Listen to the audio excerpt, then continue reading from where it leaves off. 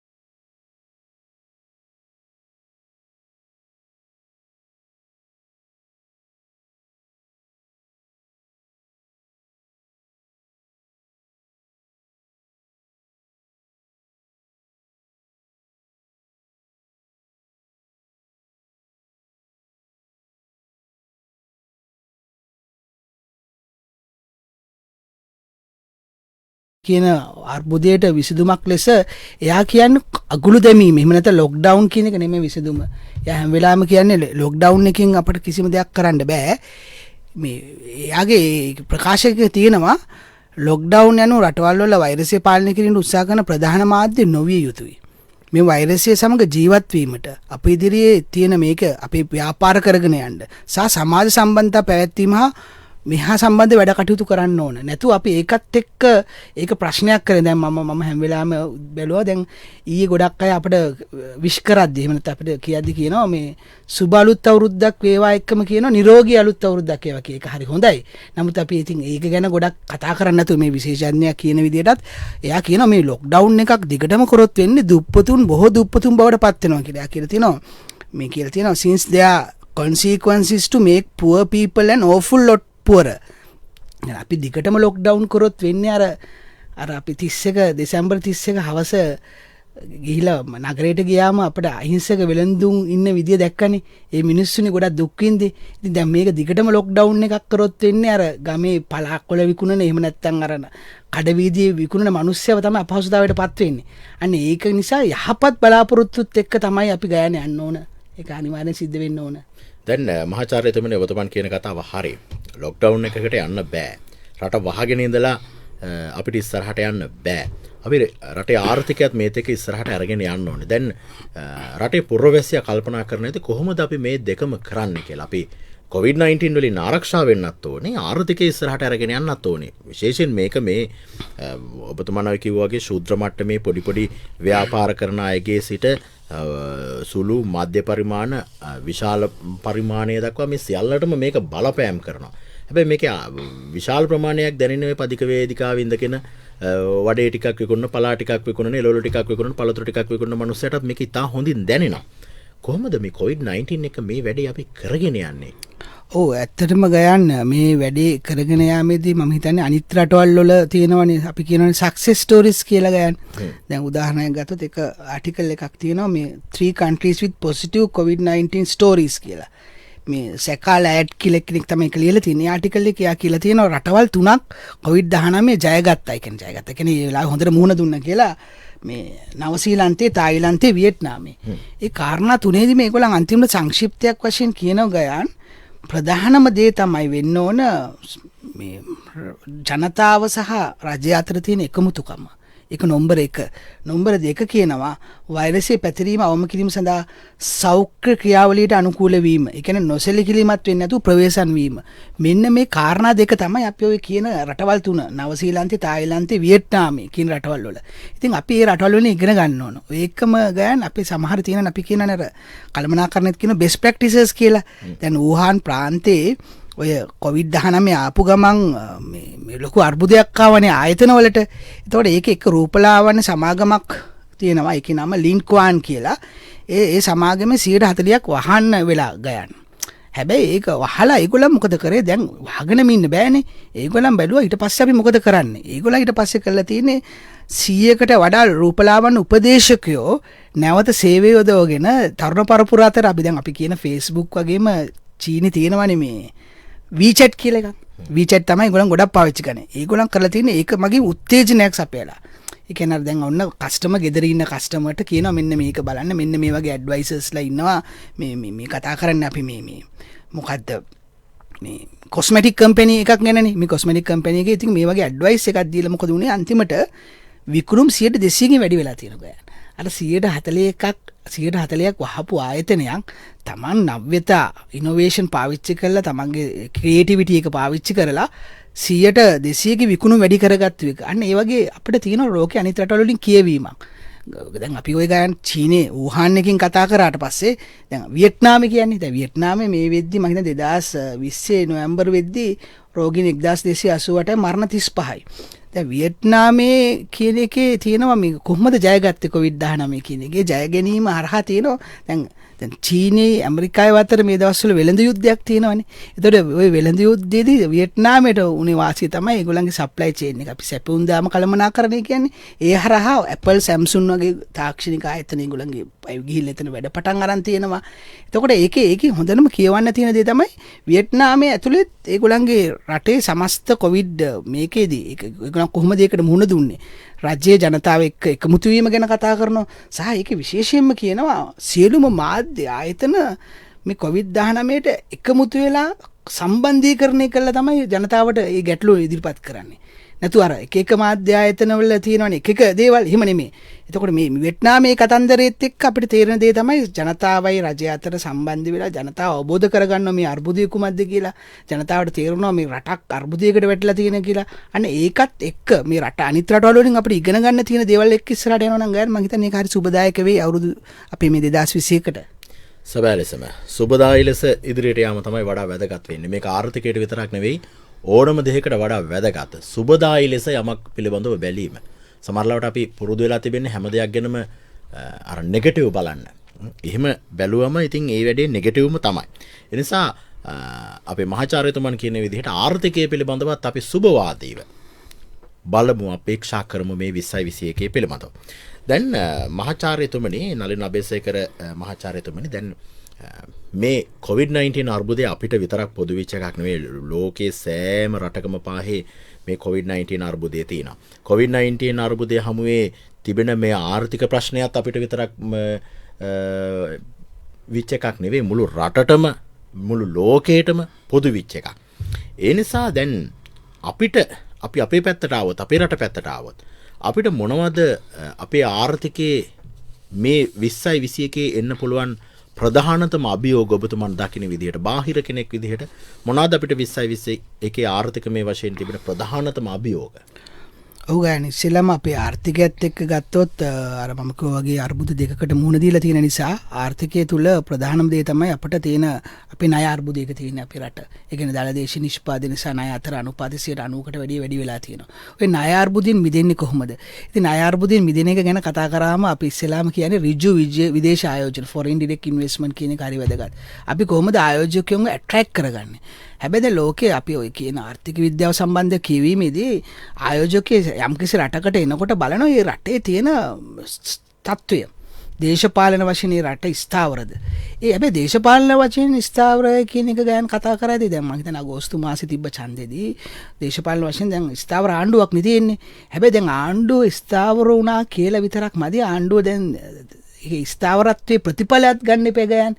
ඒකෙදී ඍජු විදේශ ආයෝජන ගන්න තියෙන දේවල් පිළිබඳව යම්කිසි අවබෝධයක් ගන්න රටේ විශේෂයෙන්ම අනිත් රටවල් වලින් ආයෝජන වැඩි කර ගැනීම සම්බන්ධව වෙනම ක්‍රමවේදයක් තියෙන්න ඕන. ඒකම ගන්න මේකේ සුබදායක දෙයක තමයි ආනයන ආදේශන ගැන අපි දැන් කතා කරනවා. මම හිතන්නේ 2021 සඳහා ගොඩක් යෝජනා ඉදිරිපත් කරලා තියෙනවා අයවැය මගින් ආයෝජන ආනයන ආදේශන සඳහා. ඒකම ආසියානු සංවර්ධන බැංකුවත් ශ්‍රී ලංකාවට ඩොලර් මිලියන 165ක ණය ආධාර ලබා දෙන ඒගොල්ලන් ගොඩක්ම බලාපොරොත්තු වෙලා තියෙන කුඩා හා මධ්‍ය පරිමාණ ව්‍යවසායකයන්ට COVID-19 දැඩි පීඩාවට පත් වෙච්ච අයට උදව් කරන්න. ඉතින් මේක ඊටාම හොඳයි. මොකද අපි හැම වෙලාවකදීම දැන් අපි කඩේකට ගියත් ඕනම තැනකට ගියාට පස්සේ අපිට තියෙන්න ඕනේ වැටහීමක් මේ රට තියෙන ආර්ථික අර්බුදයක. පුරවැසි වගකීම මොකද? දැන් මම එක එක්කෙනාගේ වගකීමක් තියෙනවනේ.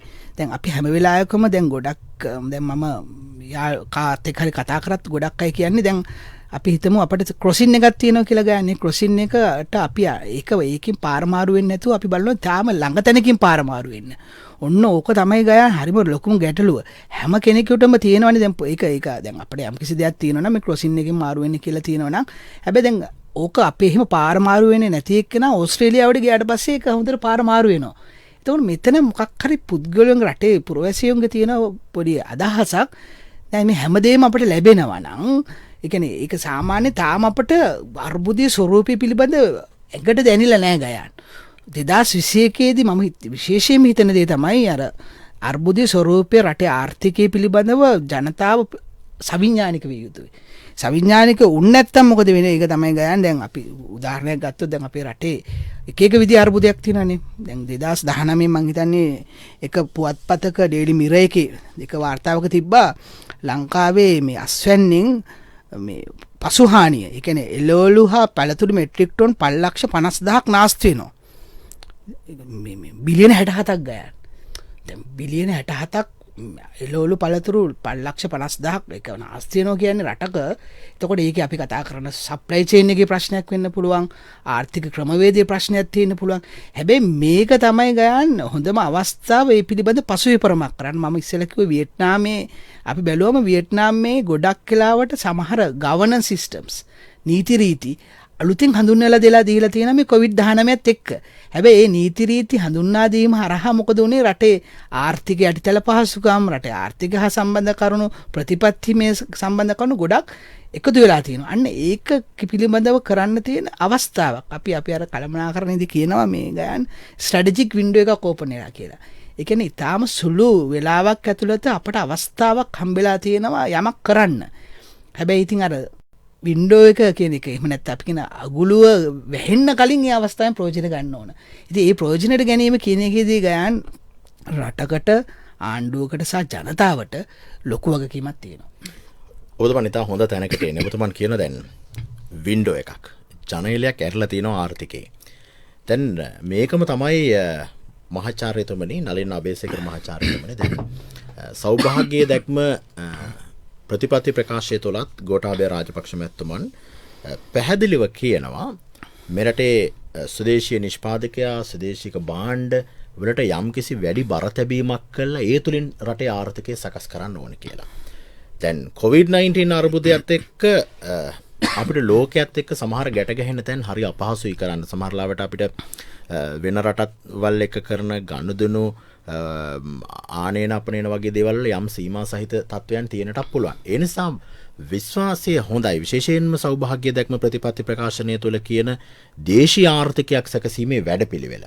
ස්වදේශීය නිෂ්පාදකයා ස්වදේශීය භාණ්ඩ වැඩියෙන් නිෂ්පාදනය කළා වැඩියෙන් ඒ අයට අවස්ථාව දීලා රටේ ආර්ථිකය හදන එක හොඳයි කියන කතාවක් ඇවිල්ලා තියෙනවා. ඔබතුමන් විශ්වාස කරනවාද මේ ස්වදේශිකත්වයට එහෙම නැත්නම් ස්වදේශීය ආර්ථිකයට ස්වදේශීය නිෂ්පාදන වලට සේවා වලට ආර්ථිකය තුල වැඩි ඉඩකඩක් වෙන් කිරීම තුල අපිට අපේ රටේ ආර්ථිකය හරි පැත්තකට හරි දිශානතියකට අරගෙන යන්න පුළුවන් කියලා? ඔව් ඒක අනිවාර්යෙන්ම වෙනවා. මොකද මේ උදාහරණයක් කිව්වොත් මට මතකයි 1970 ගණන් වල කාර්යසම් කියලා මහත්තයෙක් කිව්වා 100 දේ සිරිසැප දේ කියලා.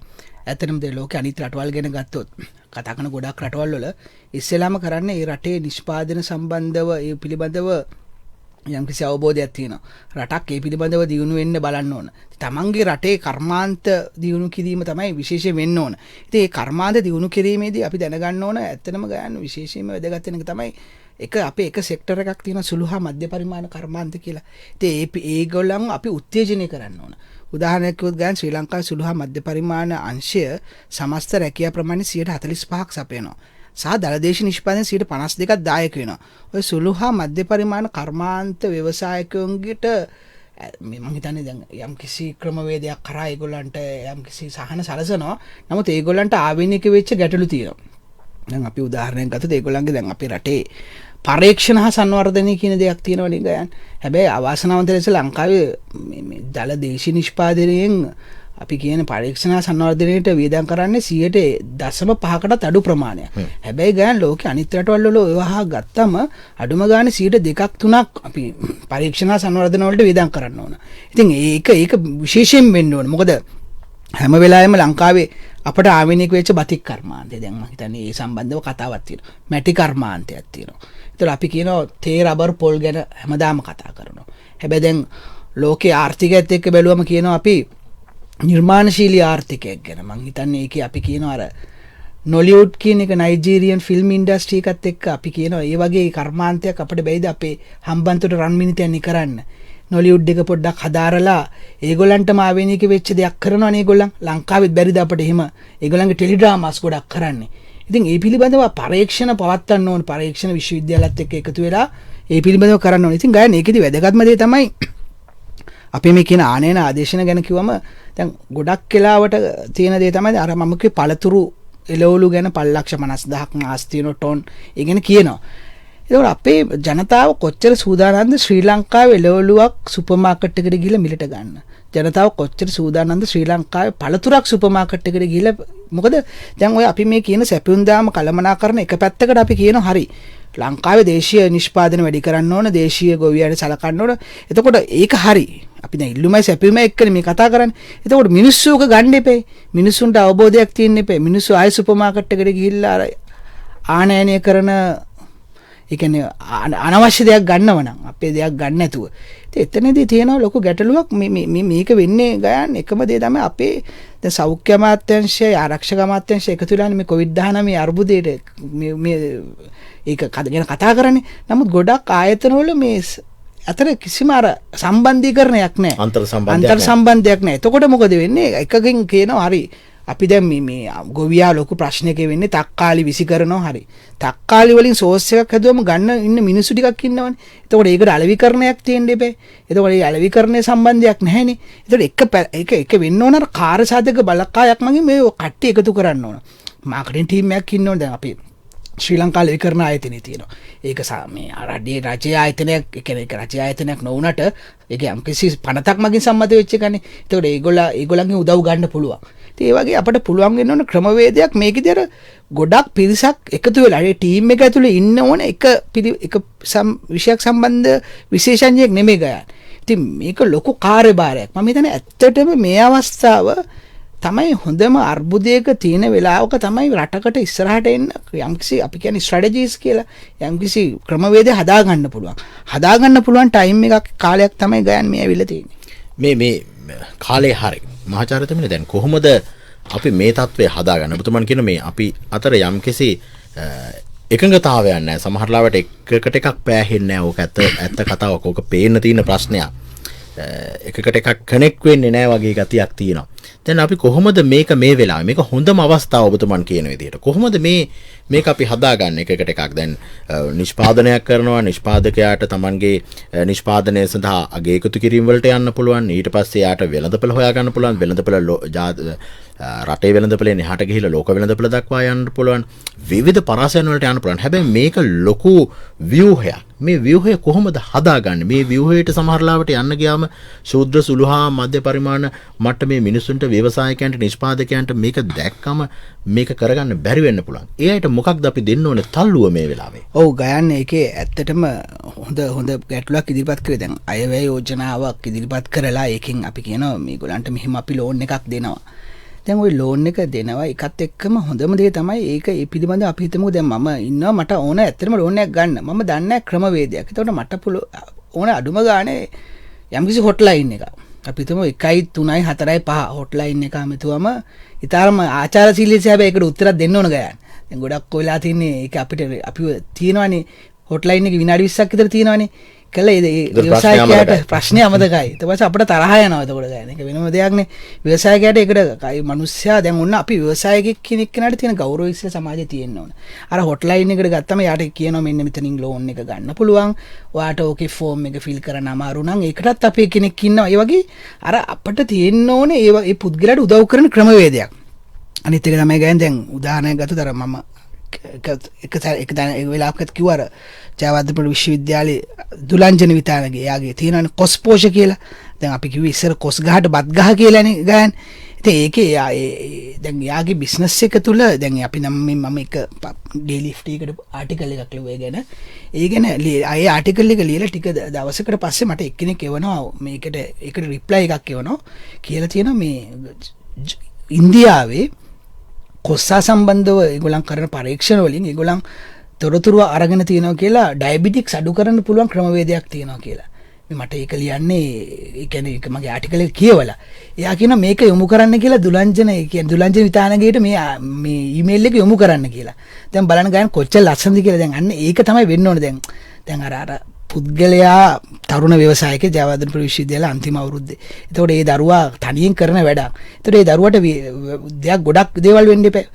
තමන්ගේ නිෂ්පාදනයේ පරීක්ෂණ මට්ටමට කරන්න මම හිතන ජයවර්ධනපුර විශ්වවිද්‍යාලයෙන් ඒකට උදව් කරනවා. අලෙවිකරණ අංශයෙන් උදව් වෙනවා. එතකොට දැන් ඔය අපි හිතමු දැන් සෞඛ්‍ය වලින් වෙනවනේ ඩයබටික්ස් වලට මේක සොලියුෂන් එක මොකද්ද? අන්න දැන් ඔන්න මම ආයෙ අර කිව්වා වගේ ආයතන කීපයක එකතුවක් නෙවෙන්න ඕන. දැන් එක පුද්ගලයෙකුට නැගී සිටින ආයතන අතර සම්බන්ධීකරණයක් තියෙන්න ඕන. සහ ඒ පුද්ගලයාට අවංකවම උදව් කිරීමේ හැකියාවකුත් තියනවාද කියලා බලන්න තරම් මිනිස්සු සංවේදී වෙන්න ඕන. ඒක හරියම වැදගත් ගන්න. ඒක සිද්ධ වෙන්නම ඕන දෙයක්. හොඳයි. අද අපේ 2021 ආර්ථික අභියෝගය පිළිබඳව කතා කරමින් ඉන්නේ. උදැසන 7 විනාඩි 30යි ඔබ ස්වදේශීය සේවයේ සුභාරතිය සමග අද අපේ සාකච්ඡාවට සහභාගී වන්නේ විවෘත විශ්වවිද්‍යාලයේ කළමනාකරණ පිටේ මහාචාර්ය නලින් අබේසේකර මහත්මයා. 2021 ආර්ථික අභියෝගය මොකක්ද? ඒ ආර්ථික අභියෝගයේ ජයගන්නේ කොහොමද කියන කාරණාව පිළිබඳව අද අපි කතා කරමින් ඉන්නේ. දැන් මහාචාර්යතුමනි විශේෂයෙන්ම කෘෂිකාර්මික ශේෂ්ත්‍රයට වැඩි බරක් තබන්න පුළුවන්. මොකද අපේ ඉතිහාසයේ දැන් අපි ජාතික ආර්ථිකයේ කොටස වශයෙන් ගත්තොත් යම් තරමක මහා කොටසක් නොවෙන්න පුළුවන්. හැබැයි අපේ රටේ ආර්ථිකය ගැට ගැහිලා තියෙන්නේ මේ කෘෂිකර්මයත් එක්ක. අපේ රටේ හරිහම්බ කරගන්න මිනිස්සුන්ගෙන් අතිමහත් වූ බහුතරයක් කෘෂිකර්මයත් එක්ක තමයි ඉන්නේ. ඒ නිසා කෘෂිකාර්මික ශේෂ්ත්‍රයට කොහොමද අපි මේ අවුරුදු තුළ වැඩි බරක් තබන්නේ? එතකොට ඒ ගොවිතැනත් එක්ක ජීවත් වෙන මිනිස්සුන්ගේ ආර්ථිකය හදන්න අපි මොනවද කරන්න පුළුවන් මේ අවුරුද්ද තුළ? ඔව් ගායනක අපි දැන් ඉතිහාසය ගත්තම අපි කියනවා වැවයි දාගැබයි ගමයි පන්සලයි. ඒ එක්කම තියෙන සංස්කෘතියක්නේ කෘෂිකර්මය. දැන් අපි සමහර වෙලාවට මම දැකලා තියෙනවා කියන දලදේශී නිෂ්පාදනයේ සේවාංශී දායකත්වය 158ක් වෙච්ච පළියට කෘෂිකර්මය මෙතන වැදගත් නෑනේ නෑ. ඒක ඒ නම්බරත් එක්ක තියෙන කතාව නෙමෙයි. දැන් මේකේ තියෙනවානේ අපිත් එක්ක අපේ මහා සම්ප්‍රදායක් එක්ක කතා කරනවානේ පරාක්කම් බහුරජුරු ගැන කතා කරනවා. ඉතින් මේ කෘෂිකර්මය හරි වැදගත් රටක. දැන් අපි කතා කරනවා අපි සාහලෙන් ස්වයංපෝෂිත වෙනවා. ඒතකොට සාහලෙන් ස්වයංපෝෂිත වුණාම අපි කියමු දැන් ගොවියට හාල් ටික විකුණ ගන්න ක්‍රමවේදයක් තියෙනවානේ. සහ ඒක විතරක් නෙමෙයි දැන් ඒ හාල් වලින් අපිට මොනවද තියෙන වැලියු ඇඩඩ් ප්‍රොඩක්ට්ස් කරන්න පුළුවන්. දැන් ගායන උදාහරණයක් ගත්තොත් දැන් එකම ප්‍රොඩක්ට් එක දැන් අපි හිතුව අපි ගාව තියෙනවා කොකනට් එක පොල් ගැන කතා කරොත් දැන් පොල් ගෙඩිය අපි ගෙදර සාමාන්‍ය කෑම වලට පාවිච්චි කරනවා. නමුත් ඒකේ තියෙනනේ වැලියු ඇඩඩ් ප්‍රොඩක්ට්ස් ටිකක්. දැන් ඒ ප්‍රොඩක්ට් එකේ පොල් වතුර ගන්න පුළුවන්. අනිත් එක මම හිතන්නේ ගොඩක් පරීක්ෂණෙන් කියලා තියෙනවා ශ්‍රී ලංකාවේ කියන්නේ පොල් වතුර සහ තැඹිලි වතුර වල තියෙන නියුට්‍රිෂන් ප්‍රමාණය වැඩි කියලා. එතකොට අපි මොනවාද ඒවා ඒ කියන්නේ ගොවියට අපි කරන්නේ දැන් ගොවියගෙන් යම් කිසි දෙයක් ගන්නවා. අරගත්තට පස්සේ දැන් මේ ගොවියා අපි හිතනවා දැන් ගොවියා හැමදාම අපිට මේක දෙන්න ඕන කියලා. නමුත් අපේ තියෙන්න ඕනනේ ගයන් ක්‍රමවේදයක්. දැන් හාල් එකකින් මොනවාද අපිට කරන්න පුළුවන් වැලියු ඇඩඩ් ප්‍රොඩක්ට්ස්. කොකනට් එක කියන එක පොල් වලින් අපිට මොනවාද හදන්න පුළුවන් වැලියු ඇඩඩ් ප්‍රොඩක්ට්ස්. ඒතර ලෝකේ අනිත් අපි මාකට්ස් ගැන බලනවා. දැන් අපි උදාහරණ ගත්තා අපි තායිලන්තයට ගියාම අපිට පේනවා අර පොල් ගෙඩිය සාමාන්‍ය පොල් ගෙඩියම තමයි ගයන්නේ. ඒකට යම්කිසි දෙයක් අපි අලෙවිකරණයක් පාවිච්චි කරලා ඒක මාකට් කරනවා. එතකොට තායිලන්තේ මිනිස්සයා ගිහිල්ලා අර අපි හිතමුකෝ රුපියල් 100 තියෙන පොල් ගෙඩිය රුපියල් 300ක් ගෙවනවා. මොකද තායිලන්තේ මිනිස්සුන්ට හැඟීමක් තියෙනවා මේක අපේ ප්‍රොඩක්ට් එකක් කියලා. සහ ඒකේ පැකේජ් එකක් තියෙනවා. දැන් අපි පිළිබඳව විමසිලිමත් වෙන්න එපා. දැන් අපි ගොවියාට අපි හිතන දැන් ගොවියාගෙන් ඒ වැඩේ වෙන්නේ නැහැ නේ. මම ආයෙත් අර පරීක්ෂණ සංවර්ධන එකට දැන් රටක මේව පිළිබඳ පරීක්ෂණ වෙන්න ඕන. දැන් මම දන්නවා ගොඩක් ව්‍යවසායකයෝ ඉන්නවා. පානදුරත් ඉන්නවා ඒක ව්‍යවසායකයෙක්. එතුමා කරන්නේ පොල් වතුර හා සම්බන්ධව එයා කරන එයාගේ හොඳ ප්‍රොඩක්ට් එකක් තියෙනවා. ඉතින් ඒක එයාට ඒ වගේට උදව් කරන්න ඕනේ. ඒගොල්ලන්ගේ ව්‍යවසායක ඒගොල්ලන්ට කොහොමද එක්ස්පෝර්ට් මාකට් එක තියෙන්නේ. ඉතින් දැන් අපි හිතමුකෝ අපි අපනයන සංවර්ධන මණ්ඩලයට මම යනවා දැන් ওই පිළිබඳ තොරතුරු ගන්න. එතකොට ගායන අපි එතෙන්ට ගියාට පස්සේ අපනයන සංවර්ධන මණ්ඩලෙන් හිතන්න ඕන ඒ නිලධාරීන් ගොඩක් උදව් කරන නිලධාරීන් ඉන්නවා.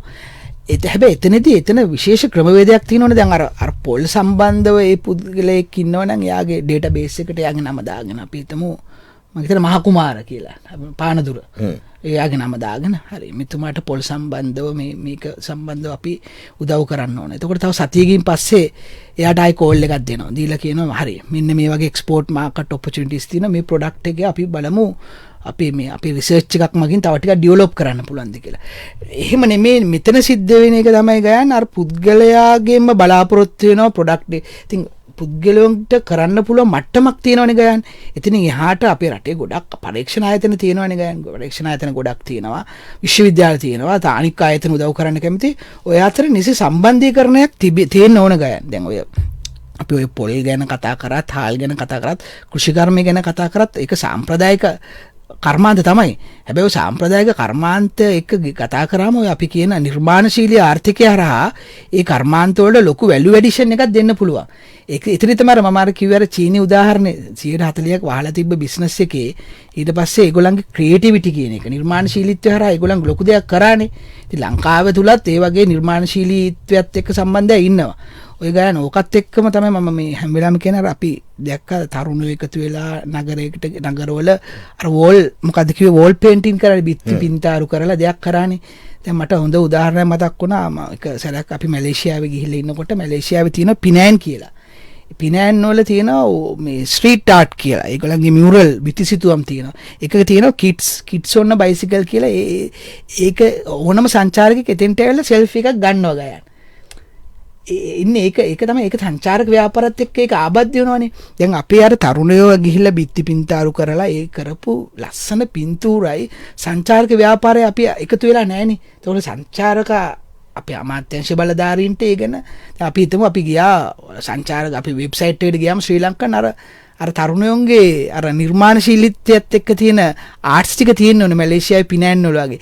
ඒතකොට අපි කවුරු හරි විදේශ සංචාරකයෙක් ඇවිල්ලා අර එතෙන්ට ගිහිල්ලා පින්තූරයක් ගන්න ඕන. ඔන්න ඕක තමයි අර අලෙවිකරණයයි තරුණයෝන්ගේ අර වෙච්ච ජවයයි මහන්සියයි වලට තියෙන ගෞරවය එකතු වෙන තැන ගයන්. අන්න එතෙන්ට යන්න ඕන රටක් තමයි මං හිතන්නේ අපි හිතන්න ඕන. ඒක හරි වැදගත්. සැබෑම ආර්ථිකේ වුණත් ඕකම තමයි කතාව. එක හුදකලා සිද්ධි හුදකලා විදිහටම තියෙන්නේ නැතුව මේ සියල්ල එක විදිහට ජාලයක් විදිහට ගොඩ නැගෙනවා නම් මේ ගොඩ නැගීම තමයි වඩා වැදගත් වෙන්නේ.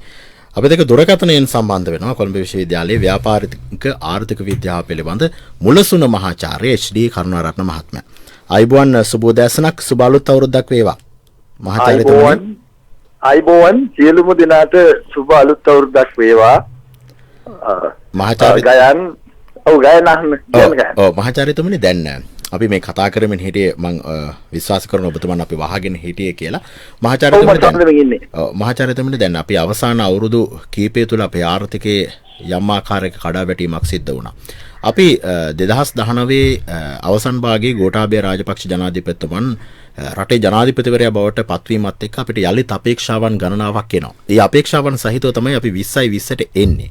හැබැයි 2020 මහාචාර්යතුමනි අපි ඒ අපේක්ෂාවන් අපිට ඉෂ්ට සිද්ධ කරගන්න අවස්ථාව ලැබෙන්නේ නැහැ. ඒකට හේතුව තමයි COVID-19. ඒ නිසා අපිට ඒ 2020 තිබුණු අභිමතාර්ථත් ආර්ථික අභිමතාර්ථත් එක්ක තමයි 2021ට යන්න වෙන්නේ. ඒ නිසා ඔබතුමන් කොහොමද මේ 2021 අපිට රටක් විදිහට තිබෙන ආර්ථික අභියෝගය ඔබතුමන් කොහොමද විග්‍රහ කරන්නේ? අපි එතනින් පටන් ගමුකෝ. ඊටාම වැදගත් දෙයක්. අපි දන්නවා 2021 ලබද්දී ශ්‍රී ලංකාව වගේම ලෝකයේත් ආර්ථික අර්බුදයක ඉන්නේ. ඒ නිසා අපි වටහා ගත යුතුයි ආර්ථික අර්බුදයක ස්වરૂපය සහ එහිදී ගත හැකි ක්‍රියාමාර්ග කියන කාරණා දෙක. විශේෂයෙන්ම අපි දන්නවා බොහෝ දෙනෙකුගේ ආදායම් පහත වැටිලා, ඒ වගේම රජයේ බදු ආදායම අඩු වෙලා, ඒ වගේම විදේශ විනිමය ලැබීම පිළිබඳ ගැටලුවක් තියෙනවා. ඒ වගේම එදිනෙදා ව්‍යාපාර පවත්වාගෙන යාම පිළිබඳ ගැටලුවක් තියෙනවා. මොකද මේ අපි දැන් ඉන්නේ සාමාන්‍ය නෙවෙයි නව සාමාන්‍ය කියන තත්ත්වයට යටතේ කොවිඩ් නිසා. ඉතින් ඒ නිසා මේ 2021 දී අපිට සාම්ප්‍රදායික ආර්ථික ප්‍රතිපත්ති වගේම මේ සාම්ප්‍රදායික ප්‍රතිපත්ති වලින් බැහැරට ගිහිල්ලා අලුත් ආර්ථික ප්‍රතිපත්ති භාවිතා කරලා ආර්ථිකය ස්ටිමියුලේට් කරනවා, නැත්නම් අපි උඩට ගැනීම සඳහා ක්‍රියාමාර්ග ගත යුතුව පවතිනවා. දැන් මේ 2021 දී අපි දකින දෙයක් තමයි මේ වෙන විට ශ්‍රී ලාංකිකයන් විශාල වශයෙන් කැප කරමින් ඉන්නවා. බොහෝ දෙනෙක් දැන් උදාහරණයක් ඇටියට මේ අලුත් අවුරුද්දාව කියලා අලුතෙන් ඇඳුම් ගන්න ගියේ නෑ. බොහෝ දෙනෙක් තමන් විශාල වියදම් කරලා කට්ටිය එකතු වෙලා වියදම් කරලා පාටි දෙන්නේ නැහැ. හැම දිනම කැප කරමින් ඉන්නේ මේ වෙලාවේ මේ රටේ. මේ රටේ විතරක් නෙමෙයි ලෝකේ ඒක තමයි ස්වરૂපය. එතකොට මේ කැපකිරීම තුළ ඔවුන් බලාපොරොත්තු වෙනවා මේ අවුරුද්දේ අපිට මේකෙන් ගොඩ එන්න පුළුවන් වෙයි කියලා.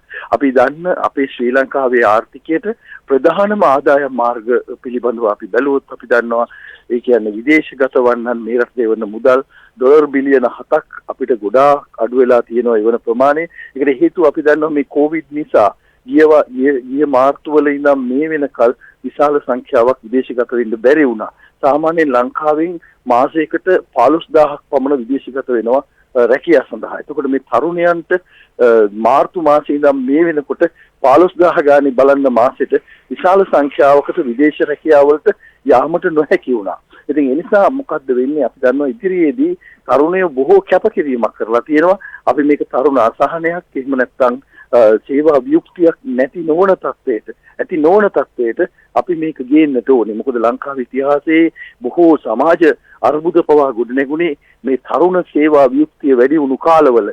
නමුත් අපි හිතනවා මේ අවුරුද්දේ ඉතා කෙටි කාලයකදී මේ රටේ තරුණයෝ විශාල වශයෙන් කැප කරමින් බලාපොරොත්තුවක් පවත්වාගෙන ඉන්නවා මේ කොවිඩ් වසංගතය අවසන් වෙයි. අපට රැකියාවක් ලැබෙයි. ඒ හා සමගම රජයේ වැඩපිළිවෙලක් හැටියට යෝජනා වුණු ඇත්තට අර ලක්ෂයක් දුප්පත් අයට රැකියා දීම සහ උපාධිධාරීන් 60000ක් බඳවා ගැනීම වගේ වැඩසටහන් ක්‍රියාත්මක වෙන්න ඕනි. ඒවා අනිවාර්යයෙන්ම ක්‍රියාත්මක විය යුතුයි මේ අවස්ථාවේදී. මොකද රජය තමයි මේ වෙලාවේ බොහෝ වෙලාවට ආර්ථිකය උත්තේජනය කරන්නට පුළුවන් ප්‍රධානම මූලාශ්‍රය. ඉතින් ඒ ප්‍රතිපත්ති දෙක නාවනම් මම හිතනවා මේ ඉදිරියේදී මේ තරුණයන්ට රැකියාව නොලැබුණොත් රට ඇතුලේ විශාල අර්බුදයක් ඇති වෙයි කියලා. ඒ ප්‍රතිපත්ති දෙක ඉතාම වැදගත් ප්‍රතිපත්ති දෙකක්. දැන් ඇතැම් අය තර්ක කරනවා මේ රජයේ ආදායම පහත වැටිලා කියන කාරණේ සම්බන්ධයෙන්. ඒක ඉතාමත්ම පැහැදිලිව අපි අවබෝධ කරගන්නට ඕනේ. මොකද බදු අඩු කිරීම කියලා කියන්නේ ආර්ථිකය උත්තේජනය කිරීමට දෙන පෙළඹුමක්. සමහරු දැන් අපි දන්නවා විශේෂයෙන්ම 2019ට කලින් හැමදිනම චෝදනා කරමින් බදු පිට බදු ගහලා මේ ආර්ථිකය යන්න බෑ, අපේ ව්‍යාපාර කරගෙන යන්න බෑ, කුඩා ව්‍යාපාරිකයෙකුට වැට් එක 14%යි ඔන්න ඔයගේ චෝදනා තිබුණා. ඉතින් ඇත්තටම වැට් එක 8%ට ගෙනාපු එක, පොලි අනුපාතය 7%ට 6%ට ගෙනල්ලා තියෙන එක. ඒ වගේම ආනයන සීමා කරලා විදේශ සම්පත් පරතරය, විදේශ වෙළඳ පරතරය ඉතා අඩු වගේකට ගෙල්ලා තියෙන එක කියන ක්‍රියාමාර්ග තුන ඉතාම හොඳ වැදගත් ක්‍රියාමාර්ග තුනක්. නමුත් අපි මේවා ගන්නේ මේ ආර්ථිකයේ තියෙන අර්බුදය හමුවේ. ඒ නිසා අපි ඉදිරියේදී මේක එක විදිහටම තියාගෙන යා යුතුයි කියලා එකක් නැහැ. ජනතාවට යම් ආකාරයක සහනදායී වැඩපිළිවෙලක් ඉදිරියේදී සකස් වෙයි කියලා මා විශ්වාස කරනවා. ඒ නිසා මේ ගත්ත ප්‍රතිපත්ති තුන විශේෂයෙන්ම පොලි අනුපාතය අඩු කිරීම, වෙළඳ ශේෂය ඉංගේ අඩු කර ගැනීම, ආනයන සීමා කිරීම තුලින් ඒ වගේම අපි මේ රාජ්‍ය අංශය ප්‍රධාන කරගෙන ආර්ථිකයේ සංවර්ධනය සඳහා 1,60,000ක් තරුණයන්ට රැකියාව ලබා දීම කියන කාරණා තුන හරියට ක්‍රියාත්මක වුණොත් මම හිතනවා මේ 2021දී මේ ආර්ථික අර්බුදයෙන් ජය ගන්න පුළුවන් කියලා. හැබැයි ඒ වගේම තවත් වැදගත් වෙන දෙයක් තමයි ආර්ථිකයට ණය සැපයීම වගේම ඒ ණය පිළිබඳ ජනතාවට මූල්‍ය සාක්ෂරතාවය ලබා දීමේ පහළ මට්ටමේ මයික්‍රෝ ලෙවල්, පහළ මට්ටමේ ගම් මට්ටමේ වැඩසටහනක් ක්‍රියාත්මක විය යුතුව පවතිනවා. මුදල් මහාචාර්යතුමනි ඉතා හොඳ තැනකට ඔබතුමන් එන්නේ. මොකද විශේෂයෙන්ම අපි රටක් විදිහට ශූද්‍ර සුළු හා මධ්‍ය පරිමාණ ව්‍යවසායකයන් ව්‍යාපාරිකයන් හදලා රටේ ආර්ථිකය හදමුයි කියන කතාව එද්දිම විශේෂයෙන්ම ගත්තොත් ශූද්‍ර මට්ටමේ ඉන්න ව්‍යාපාරිකයෝ, ව්‍යවසායකයෝ, ආයෝජකයෝ, නිෂ්පාදකයෝන්ට මූල්‍ය සාක්ෂරතාවය කියන එක සෑහෙන අඩුයි, පැහැදිලිව අඩුයි. ඒ නිසා ඒ අයට ඒ පිළිබඳව ලබා දීම සඳහා සමහරවිට අපි දන්නේ නැහැ ඒගොල්ලෝ මූල්‍ය ආයතනයකට බැංකුවකට ගිහිල්ලා තමන්ගේ කටයුතු ටික කරගන්න විදිහ පවා සමහරවිට තේරෙන්නේ නැහැ. සමහරවිට මූල්‍ය ආයතන වලින් ඒ අයට කියන ඒ ඉල්ලන දේවල් එක්ක සමහරවිට මුළු ව්‍යාපාරයම අතහැරලා දාලා පැත්තකට වෙන අවස්ථා පවා තියෙනවා. ඒ නිසා මේ අයට මූල්‍ය සාක්ෂරතාවයක්, යම් දැනුමක් ලබා දීමේ ක්‍රමවේදයක් කොහොමද ක්‍රියාත්මක කරන්නේ? මොකද මේ වැඩේ කරනවා නම් ඕකත් කරලා ඉන්නම ඕනේ. අනිවාර්යයෙන්ම එකම ඇක්චුවල් අපි බත්තුත් පහුගිය කාලයේ ශ්‍රී ලංකා මහ බැංකුව මේක පටන් අරගෙන කරගෙන යනවා. ඉතා කුඩා මට්ටමින් මම කියන්නේ ඒක ප්‍රමාණවත් නැහැ. මහ බැංකුව මැදිහත් වෙලා ඒ වගේම වාණිජ්‍ය බැංකුව මූල්‍ය සාක්ෂරතාවයේ තියෙන පුද්ගලයෝ, රටේ විශ්වවිද්‍යාල විශේෂයෙන්ම කළමනාකරණ හා මූල්‍ය පීඨයන් වල මේ මූල්‍ය සාක්ෂරතාවයේ තියෙන අය ගෙනල්ලා කාර්යසාධක බලකායක් දාලා මේ රටේ තියෙන ජනතාවට, ගම් මට්ටමේ ඉන්න ජනතාවට අපිටම ත්‍රිවිල් කරන කට්ටිය ඔවුන් කොහොමද ඔවුන්ගේ ආදායම ලබා ගන්න? දැන් ත්‍රිරෝද නැත්නම් ඒගොල්ලෝ විකල්ප ක්‍රියාමාර්ග වලට යොමු වෙලා තියෙනවා. ඔවුන්ට ඒ සමිති මට්ටමින්, ඒ ත්‍රිවිල් පහක් මට්ටමින් යම් දැනුමක් ලබා දීම, මූල්‍ය සාක්ෂරතාවය පිළිබඳ දැනුමක් ලබා දීමේ වැඩසටහන් ප්‍රාදේශීය මට්ටමින් සකස් කරන්නට ඕනේ. ඉතින් මේ අපි ණය පමණක් දීමෙන් අවසානයේදී ඒ ණය ගෙවා ගන්න බැරුව ලංකාවේ අයගේ අපි දන්නවා බොහෝ දෙනෙක් බහුතරයකට තියෙන ගැටලුව තමයි මේ මූල්‍ය සාක්ෂරතාවය. ඉතින් ඒ නිසා මේ මූල්‍ය සාක්ෂරතාවය අත්කර දීම සඳහා වැඩසටහන් සකස් කිරීම මම හිතනවා වාණිජ්‍ය බැංකුවන්ට, ඒ වගේම මහ බැංකුව, ඒ වගේම විශ්වවිද්‍යාල මෙන්න මේ ආයතනවල මූල්‍ය සාක්ෂරතාවයේ තියෙන කණ්ඩායමක් එකතු කරගෙන ගමට ගිහිල්ලා, නගරයට ගිහිල්ලා මේ ඇත්තටම දැන් අපේ විශ්වවිද්‍යාල ශිෂ්‍යයෝ ඉන්නවා සෑම ප්‍රදේශයකම. ඉතින් මේ මොඩියුල්ස් හදලා ඒ වගේ අපි මේ පුහුණු ප්‍රෝග්‍රෑම් හදලා මම හිතනවා ප්‍රාදේශීය ලේකම්කාර, ග්‍රාම සේවක ලේකම් කාර්යාලයේ මට්ටමින් මේ ජනතාවට මූල්‍ය සාක්ෂරතාවය ලබා දීම කියන එක ඉතාම අවශ්‍ය වෙන දෙයක්. විශේෂයෙන්ම මේ ආර්ථික අවපාතයක අපි ඉන්නකොට මොකද එකක් තියෙන්නේ ආදායම බලන් ඉදි පහත වැටෙනවා. වියදම ඒගොල්ලෝ ගොඩක් දෙනෙක් කැප කරලා ඉන්නවා. ඇත්තම ශ්‍රී ලංකාවේ ජනතාව ඉතාමත්ම හොඳ ජනතාවක් ඉන්නේ. මේ වෙලාවේ මොන තරම් දරාගෙන ඉන්නවද බලන්නකෝ. පාරේ මේ පෙළපාලි යන්නේ නැහැ. මිනිස්සු ඇත්තටම හරිම ඉවසිලිමත්ව මේ කොවිඩ් රෝගයට මුහුණ දීලා අපි මේකෙන් පොඩ්ඩක් ගොඩ එමු කියන තත්ත්වයේ ඉන්නවා. අපි නමුත් මේක අපි දීර්ඝ කාලීනව බලාපොරොත්තු වෙතු නැහැ. අපි ගිහිලා වැඩසටහන ක්‍රියාත්මක කරන්න ඕනේ මේ ජනතාවට දැනෙන. හොඳයි බොහොම ස්තුතියි. අපි දුරකථනයෙන් සම්බන්ධ කරගත්තේ කොළඹ විශ්වවිද්‍යාලයේ ව්‍යාපාරික ආර්ථික විද්‍යාව පිළිබඳ මුලසුන මහාචාර්ය HD කරුණාරත්න මහත්මයා. බොහොම ස්තුතියි ඔබතුමාට. දැන් මහාචාර්ය නලින් අබේසේකර මහත්මයා අර එතුමන් කිව්ව මූල්‍ය සාක්ෂරතාවය කියන එක අතිශය වැදගත්. මට හිතෙන්නේ ගොඩක් වෙලාවට ශූද්‍ර මට්ටමේ අයට ගත්තම මේක ඉතා ප්‍රශ්නයක්. මේක මම මහාචාර්ය HD කරුණාරත්න මහත්මයාගෙනුත් අහපු කතාව. කොහොමද මේ අයට විශේෂයෙන් ශූද්‍ර මට්ටමේ ඉන්න අයට තමන්ට ඒ දවසේ හම්බ වෙන මුදල කළමනාකරණය කරගන්න පවා සමහර ලාවට තේරෙන්නේ නැහැ. ඒ නිසා මේ අයට යම්කිසි දැනුමක් ලබා දීම සඳහා රජයේ පාර්ශවයෙන්ුත් යම් ක්‍රියාදාමයන් කළ යුතුයි. ඒ වගේම ඔබතුමන්ලට විශ්වවිද්‍යාල ආචාර්ය මහාචාර්යවරු වගේ අයටත් යම් යම් දේවල් කරන්න පුළුවන්. ඒත් එක්කම ගමේ තියෙනවා අති විශාල රාජ්‍ය නිලධාරීන් ප්‍රමාණයක් ඉන්නවා. ඒ නිසා මේ සියලු දේවල් එකතු කරගෙන යම්කිසි වැඩපිළිවෙලක් කරන්න වෙනවා මේ අයට මූල්‍ය සාක්ෂරතාවයත් ලබා දීම සඳහා. ඔව් ගෑන් ඒක මහාචාර්ය කරුණාරත්න මහතා කිව්ව විදිහට ඇත්තට මේක ඊටාම වෙන්න ඕන දෙයක්. දැන් උදාහරණයක් ගත්තොත් දැන් අපි ත්‍රිවිල් එක දුවන මහත්මයෙක් ඉන්නවා. ටික කාලයකට පස්සේ ආ හිතනවා මට යන්න ඕන කියලා තව හොඳ වාහනයකට. ඉතින් ඒක හොඳයි. ඒ අරමුණ හොඳයි. හැබැයි දැන් ඒ අරමුණේදී ආත දැනගන්න ඕන මට තියෙන ආදායම සහ වියදම අතර ගැළපීමක් තියෙන්න ඕනේ.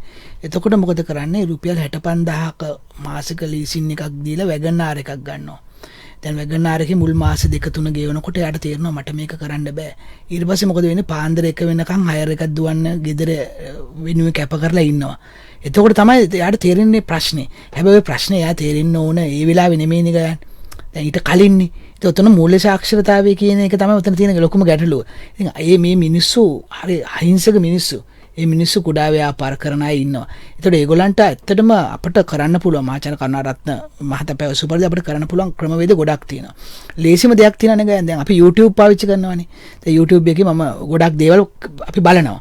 ඉතින් විශ්වවිද්‍යාල අනිකුත් ආයතන වලට පුළුවන් කුඩා ව්‍යාපාරයකට විනාඩි 3කින් පොඩි දෙයක් ගැන ඉස්සෙල්ලාම කියලා දෙනවා. මොකද්ද මූල්‍ය සාක්ෂරතාවය කියන්නේ? ඔය මූල්‍ය සාක්ෂරතාවය කියන වචනේත් ගායන් හරි බරයිනේ. දැන් අපි දැන් ඔක ෆයිනෑන්ෂල් ලිටරසි කියලා අපි ඕක දැන් රේඩියෝ කියන එක ගුවන් විදුලිය වුණානේ හරි ලස්සන වචනයක් නේ ගන්න එක ගුවන් විදුලිය කිව්වම මූල්‍ය සාක්ෂරතාවයට ඉස්සෙල්ලාම කරනවා ලස්සන වචනයක් හදා ගන්නවා. ඒක ගෑන් වෙන්න එපා. ඔබ භාෂාවත් එක්ක ලොකු ගැටලුවක් තියෙනවානේ. මූල්‍ය සාක්ෂරතාවය කියන වචනේ අපි කිව්ව ගමන් කුඩා ව්‍යාපාරිකයොත් බය වෙනවානේ. අපි සුන්දර වචනයක් පාවිච්චි කරලා. එතකොට එයාට කියලා දෙනවා මේක මේ කැටයකට කාසි 4ක් දැම්මම 5 වෙනි කාසිය තමයි ඉන්ට්‍රස්ට් එක වෙන්නේ. ඉතින් අධ්‍යාපන ක්‍රමයේ තුලත් ඔය ගැන කියලා දෙන්න ඕන. ඒක වෙනම අපි වෙනම කතා කරන්න ඕනේ ගන්නේ.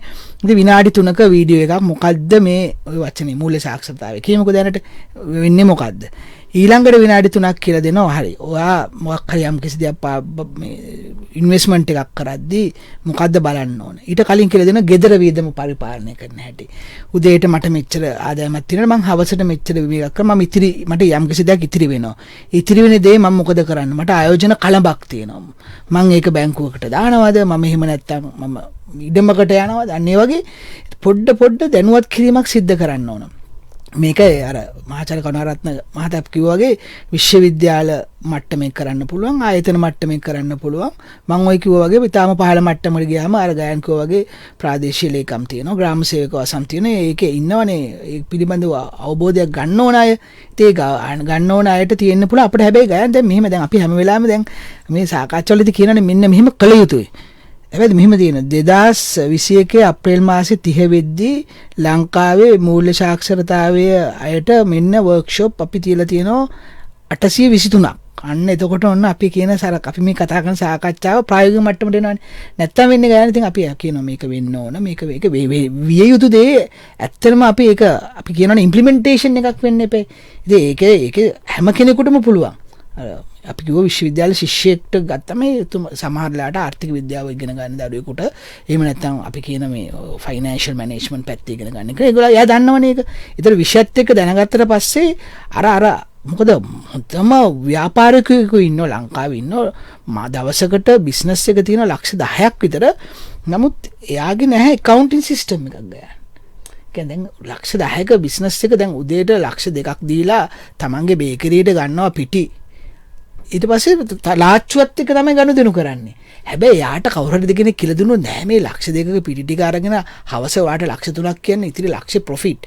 ඒ ලක්ෂ වාට පුළුවන් මෙන්න මේවා දෙයක් කියන්නේ ඒ අන්නේ කියන උපදේශනාත්මක සේවාව සපයන්න පුළුවන් නම් ඒක අපිට ඒක ඇත්තනම එක පැත්තකට බැලුවම මේක රටට කරන සේවයක්. එහෙම අය ගොඩාක් ලංකාවේ ඉන්නවා. එකම දේ තියෙන්නේ ඔය එක තලනේ ගයන්නේ එක සමාජ තලනේ. ඒ සමාජ තල අය පිළිබඳව විශ්වවිද්‍යාල මට්ටමින් අපි පොඩ්ඩ මීට වඩා සවිඥානික විය යුතුයි කියලත් මම හිතනවා. සැබෑ ලෙසම මේ අරමුණ වෙත යද්දී අපිට බොහෝ දේවල් කරන්න වෙනවා. සමහර ලාවට දැන් ගම්වල අතිවිශාල රාජ්‍ය නිලධාරීන් ප්‍රමාණයක් ඉන්නවා. සමහර නිලධාරීන් අපිට පේනවා පැහැදිලිවම බර කරට අරගෙන වැඩ කරන අය මේ වෙලාවෙත් අපිට පේනවා. හැබැයි සමහර අය ඉන්නවා එහෙම වැඩක් නොකර ඒ යන්න දීලා බලන් ඉන්න ඇත ඉන්නවා. විශේෂයෙන්ම ජනාධිපතිතුමන් ගම සමග පිළිසඳරක් වැඩසටහනේ යද්දිත් මේ පිළිබඳව විවිධ පැමිණිලි එහෙම ඇවිල්ලා තියෙනවා. ඒ නිසා රාජ්‍ය නිලධාරීන් ගමේ ඉන්නවා නම් ඔබටත් යම්කිසි වගකීමක් තිබෙනවා. එකක් ඔබ රාජ්‍ය නිලධාරියෙක් විදිහට ඔබට වගකීමක් තියෙනවා. දෙවැන්න ඔබට පුරවැසියෙක් විදිහට වගකීමක් තිබෙනවා. මොකද ඔබ ගමේ ඉඳගෙන විශේෂයෙන් කෘෂිකර්ම නිලධාරියා නම් සමෘද්ධි නිලධාරියා නම් ඔබට යම් දේවල් කියලා දෙන්න පුළුවන් මේ ගමේ ඉන්න මිනිස්සුන්ට. මොකද මේ මිනිස්සුන්ගේ ආර්ථිකය හැදෙනවා කියන්නේ මේ මිනිස්සුන්ගේ පර්ස් එකට වාසි වෙනවා වගේම රටටත් හොඳයි. රටේ ආර්ථිකයටත් හැදෙනවා. ඒ නිසා ඔබ සියලු දෙනා මේ දේවල් පිළිබඳව ඉතා හොඳින් කල්පනා කරන්න ඕනේ. අපි අවසන් විනාඩි කිහිපේ ඉන්න නිසා බොහොම කෙටියෙන් යන් මහාචාර්ය නලින් අබේසේකර මහත්මයා ඔබතුමන් කිව්ව කතාව අපේ දේවල් පිළිබඳව අපි විශ්වාසය තියන්න ඕනේ. අපි රටක් විදිහට මේ පිළිබඳව විශ්වාසය දීලා තියෙනවා දේශීය නිෂ්පාදන පිළිබඳව. හැබැයි මේ දේශීය නිෂ්පාදන අපි පරිභෝජනය කරන අපි කඩේට ගිහිල්ලා වෙළඳපොළට ගිහිල්ලා ගන්නකොට අපේ දේවල් ටික ගන්න විදියක් හදන්න. වෙන රටවල අර ඔබතුමන් කිව්ව විදිහට තමන්ගේ රටේ ප්‍රොඩක්ට් එක තමයි ගන්නෙ. හැබැයි අපි එහෙම නැහැ. අපි මැටි භාණ්ඩ ටික හදමු කියලා කියනවා. අපි වෙන කොහෙන්වත් එන පිඟානක් ගිහිල්ලා මිලදී ගන්නවා. අපි වේවැල් පම් පැඳුරු පිළිබඳව කතා කරනවා. අපි වෙන රටකින් එන ප්ලාස්ටික් භාණ්ඩ ටිකක් ගන්නවා. කුරුඳු ගම්මිරිස් එනසල් කුළුබඩු ටික අපි හදමු කියලා කියනවා. අපි වෙන කොහෙන්වත් එන කහ මෙච්චර කල් කාලා තියෙනවා. දැන් ඒ නිසා අපි කොහොමද අපේ මිනිස්සු අපේ රටේ දෙයකට අපේ රටේ නිෂ්පාදනයකට අපේ ප්‍රොඩක්ට් එකකට පුරුදු වෙන්නේ කොහොමද? වෙළඳපළට ගිහිල්ලා එහෙම දෙයක් ගන්නෙ කොහොමද? ඔව් ගයන් ඒක ඇත්තටම අලෙවිකරණය හා සම්බන්ධ ගැටලුවකුත් තියෙනවා උතන ගයන්. දැන් අපි කියනනේ අලෙවිකරණය අපි කියනනේ දැන් ප්‍රොඩක්ට් එකක් කියන එකක් අපි අලෙවි කරද්දී අපි ගොඩක් නිර්ණායක බලනවානේ. දැන් පාරිභෝගිකයාව ඉස්සෙල්ලාම කරන්න ඕන. ඔකේ අපි එක මොඩල් එකක් තියෙනවානේ. එක මොඩල් එක කියනවා ඉස්සෙල්ලාම පාරිභෝගිකයාව දැනුවත් කරන්න ඕන මේම දෙයක් තියෙනවා කියලා. දැනුවත් කිරීම විතරක් මදිනේ අර මිනිස්සු ඔතෙන්ට ගිහලා ගන්න එපා. ගන්න කරන්න ඕන අලෙවි කරන ක්‍රමවේද තියෙනවානේ. දැන් අපි හිතමු උදාහරණයක් ඇටියට ඔය දැන් මොකද අපේ ඔබතුමනෝ කියන අලෙවිකරණ ක්‍රමයේ හැටියට එහෙම එකක් නෑ. මේක අපේ එකක්ද චීන එකක්ද ඉන්දියාවේද තායිලන්තේද කොහෙද කියලා අපිට හොයාගන්නත් බෑ. ඔව් ඒක එතන එක ප්‍රශ්නයක් තියෙනවා. සහ අනෙක් එක තමයි දැන් ඒකෙදි දැනුවත් කිරීමක් කරන්න එපා. දැන් මේක මෙහෙම දෙයක් තියෙනවා නම් මේක දෙයක් ගන්න තියෙන මෙන්න මේ වගේ ස්ථාන තියෙනවා. ඔයගොල්ලන්ට ගන්න පුළුවන්. ඒතකොට පාරිභෝගික එතෙන්ට ගිහිල්ලා ගන්න යද්දී පාරිභෝගිකයට තියෙන අර අපි අලෙවිකරණේ කතා කරන එක තැනක් තියෙනවා. අර less noticeable difference කියලා. දැන් අපි හිතමු ප්‍රයිස් එක රුපියල් 80 නම් 85ක් දීලා ගන්න සමහර පාරිභෝගිකයෝ කැමති නැහැ. හැබැයි ලෝකේ අනිත් රටවල් ගත්තොත් තමන්ගේ නිෂ්පාදනයේ ලෙවල් 150 වුණත් ගන්නවා. දැන් අපේ රටේ අපි කියනවානේ ලොකු දරුණු ආදායම් බෙදීම විෂමතාවයක් තියෙනවා කියලා ගන්න. අපේ රටේ ඉන්නවා සමහර ආදායමක් එක්ක අපි විශ්ලේෂණය කරොත් ඉතා හොඳ ආදායම් මට්ටමක් තියෙන එක්කෙනෙකුට සාමාන්‍ය සුපර් මාකට් එකට ගිහිල්ලා දවසකට රුපියල් 25000ක භාණ්ඩ ගන්නවා කියන්නේ එක ලොකු දෙයක් නෙමෙයි ගයන්. ඉතින් එහෙම මට ස්තරවල ඉන්න පුද්ගලයන්ට අර වගේ එකකට රුපියල් 80ක දේශීය භාණ්ඩේ රුපියල් 150 ඒක මිලට ගැනීම පිළිබඳව ලොකු දෙයක් හිතන්නේ නැහැ නේ ගයන්. එකම දේ තමයි අපිට ඒක පිළිබඳව දැන් අපි හිතමු දැන් අර ගයන් කෝගේ වේවැල් කර්මාන්ත හිමියා. ඒතකොට එයා කරනවනේ යම්කිසි නිෂ්පාදනයක්. ඒ නිෂ්පාදනේ එයාගෙන් ඒක කරාට පස්සේ එයාට කියන්න හොඳ නැහැ. අනේ මේක අරගෙන ඇවිල්ලා කරේ ගහගෙන ඇවිල්ලා කඩේට දෙන එක. අන්න ඒක පිළිබඳව රජය සහ පෞද්ගලික ආයතන සහ සියලු දේවල් අතර මම ආයෙනවා අර සප්ලයි චේන් කතාවට සැපුම් දාම එකට අතින්ට එනවා. ඉතින් ඒක පිළිබඳ කිසි ක්‍රමවේදයක් තියෙන්න ඕන. එහෙම නැත්නම් මොකද වෙන්නේ? අර ගොල්ලන්ගේ දැන් පරම්පරාවෙන් පරම්පරාවට යන මේවා තියෙනවනේ ගයන්. එතකොට දැන් මිනිස්සුන්වත් බලනවානේ මේක මට කිසිම මාකට් එකක් නැහැ. මට විකුණ ගන්න බැරුණාම එතකොට වෙන්නේ අර හොඳ කර්මාන්ත. දැන් උදාහරණයක් ගත්තොත් අපි කියන ඔය ක්‍රියේටිව් ඉකොනොමි ගැන කියන කතාවේ ගයන්න කියන නිර්මාණශීලී ආර්ථිකය තුල එක තැනක කියනවා පාකිස්තානයේ තියෙනවා වගේ තමන්ගේ දේශීය නිෂ්පාදන. ඒගොල්ලෝ වැලියු ඇඩිෂන් කරලා ඒවට යම්කිසි ක්‍රමවේද හදලා ඒ පුද්ගලයන් උනන්දු කරනවා. උදාහරණයක් ගත්තොත් දැන් ඒ කර්මාන්ත නිෂ්පාදනය කරන පුද්ගලයා පිළිබඳව එයා පිළිබඳව යම්කිසි සමාජය තුල යාට පොඩි රෙකග්නිෂන් එකක් දෙනවා. ඒ කියන්නේ යාට පොඩි ඒකට මේ මිනිස්සුන්ගේ තියෙනවානේ හැම කෙනෙකුම ආසයිනේ සමාජයේ එයා ඉන්නවයි කියලා ඒ ආර්ථිකයේ තියෙන මේ මැෂින් එක ගන්න ගන්න ඕ මැෂින් එකේ කැරකෙන්න මමත් උදව් කරනවා කියන එක පිළිබඳව එයාට දෙන්න ඕන හැඟීමක්. ඒ හැඟීම දෙද්දී අපි පුරවැසියෝ වැඩියට හැම වෙලාවෙම අපේ නිෂ්පාදන මිලට ගන්න ඕන. මිලට ගැනීමක් විතරක් නෙමෙයි අපේ නිෂ්පාදන පිළිබඳව ඒ පිළිබඳ කටයුතු කරන ව්‍යවසායකයන් පිළිබඳව විශේෂයෙන් මේ පිළිබඳව කියවන්න ඕන. විශ්වවිද්‍යාලවල අපි සිද්ධියක් දෙන අපි කේස් ස්ටඩීස් තියෙනවානේ. අපි කේස් ස්ටඩීස් ගොඩක් අපි ඒගොල්ලන් හා සම්බන්ධ කේස් ස්ටඩීස් කරලා ඒගොල්ලන්ගේ ජයග්‍රහණ පිළිබඳව අනිත් අයට කතා කරලා අර මම කිව්වේ අර දුලංජන ගැන මම කතා කරා වගේ. ඒ කියන්නේ සම්මාල්ලාට අපි නාලක සේනාධීර තියෙන්නේ අර අපි පුරන් කුඹුරු අස්වද්දන තරුණයෝ ඉන්නේ. දැන් ඒ තරුණයෝන්ගේ ජවයේනේ ඒ ජවයට අපි යම්කිසි ගෞරවයක් කරන්න එපා. දැන් අපි නාලක ඒ වගේ ඒ තරුණයෝන්ගේ ඒගොල්ලන්ට එතකොට අනිත් එකට අපිට රෝල් මොඩල්ස් කියන එක තියෙන්නේ. අපි අපේ ජීවිතේ ඉන්නවනේ වීරයෝ. ඒ වීරයෝ බවට පත් කරගන්න ඕන අර අපි කිව්වා වගේ බෙන්ටෙන් වගේ කාටුන් චරිත නෙමෙයි ගයන. ඔය නාලක සේනාධීරලා එහෙම චරිත වෙන්න පුළුවන්. අන්න ඒ වගේ දරුවන්ටත් ඒ පිළිබඳව අවබෝධයක් ලබා දීලා ඒ පිළිබඳ අධ්‍යාපනයත් එක්ක සම්බන්ධයකුත් තියෙන එක අපි වෙනම කතා කරමු ගයන. හොඳයි අපි අවසන් විනාඩි කිහිපෙ ඉන්නේ. දැන් අපි ආර්ථිකය පිළිබඳව හැරවුම් ලක්ෂයකට යද්දි 2021 අපිට අලුත් මානයන් පිළිබඳව හිතන්න වෙනවා. මහාචාර්යතුමනි ළඟදී අපි තා සුන්දර දෙයක් දැක්කා. විශේෂයෙන්ම අපි දැක්කොත් ආනයන සීමා කිරීමත් එක්ක සමහරවිට අපි වාහන ආනයනය පවා අපි සීමා කරලා තිබෙනවා.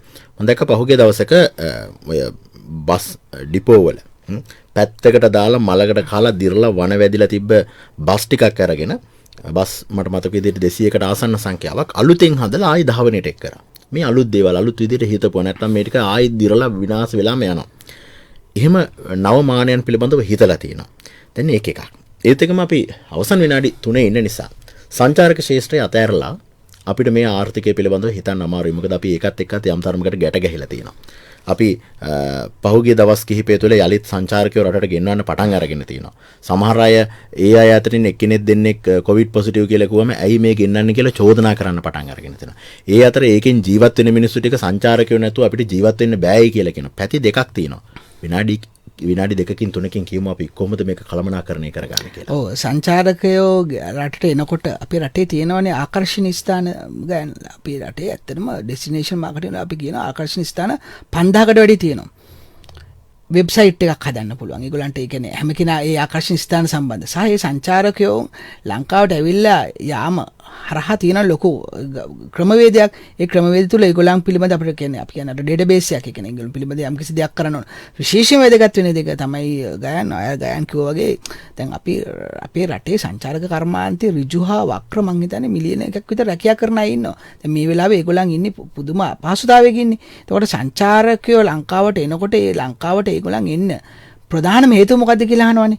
එතකොට මේ ප්‍රධානම හේතුව ගත්තම දැන් අපි කියනවා දැන් ලෝකේ තියෙනවනේ වැඩිපුරම රෙකග්නයිස් පාස්පෝර්ට් එක. දැන් අපි පාස්පෝර්ට් එක ජපානයේ සිංගප්පූරු දකුණු කොරියාව ජර්මන් තමයි බෙස්ට් පාස්පෝර්ට් ටු හෝල්ඩ් ඉන් 2020. අපේ රට අපිට තියෙන අරමුණක් කවදා හරි දවසක තව අවුරුදු 5කින් අපේ පාස්පෝර්ට් එකට රෙකග්නිෂන් එකක් එනවා. අපි අරගෙන ගිහලා රටකට තිබ්බම අපි මූණ බලනවා. අන්න ඒ වගේ උතුම් පරමාර්ථත් එක්ක තමයි මේ ගයන් කතා කරන්න ඕන. එහෙම නැතුව මේ යුක්‍රේන් වලින් දෙන්නෙක් ආවම ඒගොල්ලන්ට පොසිටිව්ද වෙලා තියෙන්නේ රටක ජනතාවගේ මේ අර්බුදයක් වෙලාවට අර වින්ස්ටන් චර්චිල් කියලා තියෙනවා අර්බුදයක් තියෙන අවස්ථාවක ප්‍රධානම දේ තමයි අපි කරන්න ඕන අපේ මේ අර්බුදයේ ස්වරූපය හඳුනාගෙන සම්ප්‍රදායත් එක්ක නැගී සිටින්න ඕන කියලා. ඇත්තටම අපි ඉන්නේ අර්බුදයක. එතකොට අපිට කරන්න ඕන අර මොකද්ද කියන තේකෝප්පේ කිඹුල්ලු බලන එක ඊට වැඩිය ඊට යහ ගිහිල්ලා ගයන් මේ අපේ රටේ ප්‍රශ්නයක් තියෙනවානේ මේ වෙලාවේ ගයන් අර පාස්පෝර්ට් එක කවදා හරි දවසක ගන්න. ඒ වගේ උතුම් අරමුණකට අපි යනවා නම් ඒකෙදි කැපකිරීම කරන්න සූදානම් වෙන්න ඕන ජනතාවක් හැටියට. මම හැම වෙලාවෙම විශ්වාස කරන්නේ ඒකයි ගයන්. 20 අපිට බොහෝ දේවල් අහිමි කළා. 21 අපිට බොහෝ දේවල් ළඟා කරගන්න පුළුවන්. හැබැයි ඒ සඳහා රටේ සියලු පුරවැසියන්ගේ රජේ රාජ්‍ය නිලධාරීන්ගේ රටේ සියලුම පුරවැසියන්ගේ වගකීම දායකත්වය අවශ්‍යයි. එහෙම නොතින් අපිට 2021 තිබෙන ආර්ථික අභියෝගය ජය ගන්න පුළුවන්. හැමදාම කියන විදිහට ඔබ ව්‍යාපාර කටයුත්තක් පිළිබඳව කල්පනා කරන්න. ව්‍යාපාර කටයුත්තක් පිළිබඳව යම්කිසි සැලසුමක් සකස් කරන්න. මොකද වර්තමාන රජයේ සහන ගණනාවක් දීලා තිබෙනවා නව ව්‍යවසායකයන්ට, නව නිෂ්පාදකයන්ට, නව ආයෝජකයන්. ඒයින් ඔබ ඵල ප්‍රයෝජන ගන්න. පර්ස් එකට මාසයන්තිමට හම්බෙන ගාන දාගන්නේ නැතුව රැකියාවක් කළා. ඊට එහාට ගිහිල්ලා වැඩි ආදායම් උත්පාදනය කරන්න පුළුවන් ක්‍රම පිළිබඳව මේ අවුරුද්දේ හිතන්න. එහෙම නොතින් 2021 සුබ නව වසරක් බවට පත්වෙයි. ඔබේ පර්ස් එකට හොඳ වෙයි, රටේ ආර්ථිකයට හොඳ වෙයි. අපි අද සුභාරතීය සමාප්තිය සටහන් කරනවා. අද අපි සාකච්ඡාවට සහභාගී වුණා විවෘත විශ්වවිද්‍යාලයේ කළමනාකරණ පීඨයේ මහාචාර්ය නලින් අබේසේකර මහත්මයා. බොහොම ස්තුතියි ඔබතුමාට. බොහොම ස්තුතියි. සුබ නව වසරක් වේවා. හැමෝටම සුබ නව වසරක්. සුබ නව වසරේ ප්‍රතිඵල නෙලා ගැනීම ඔබ සතුයේ සඳහා ඔබට අවස්ථාව තිබෙනවා. අපි අද සුභාරතීය සමාප්තිය සටහන් කරනවා. අද අපේ කණ්ඩායම නිෂ්පාදන සහාය නාදිකා ජයසේකර, මුහුණු පුතේ අපේ ලෝකයට අරගෙන ගිය හසිතා හේමමාලි, නිෂ්පාදනය කළ පවිත්‍රා කේෂණේ නානායක්කාර, සම්බන්ධීකරණය උමන්දා කුමාරි මහගෙදර, අධීක්ෂණයේ ඉන්දික ජයරත්න, මම ගයන් කෞශල් ජයවීර. හෙටත් මුණ ගැහෙමු සුභාරතියෙන්.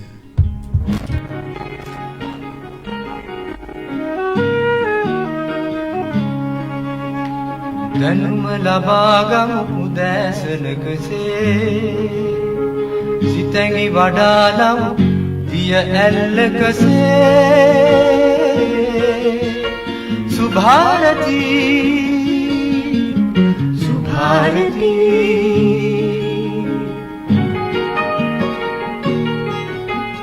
දෙසවන සරසන වදනි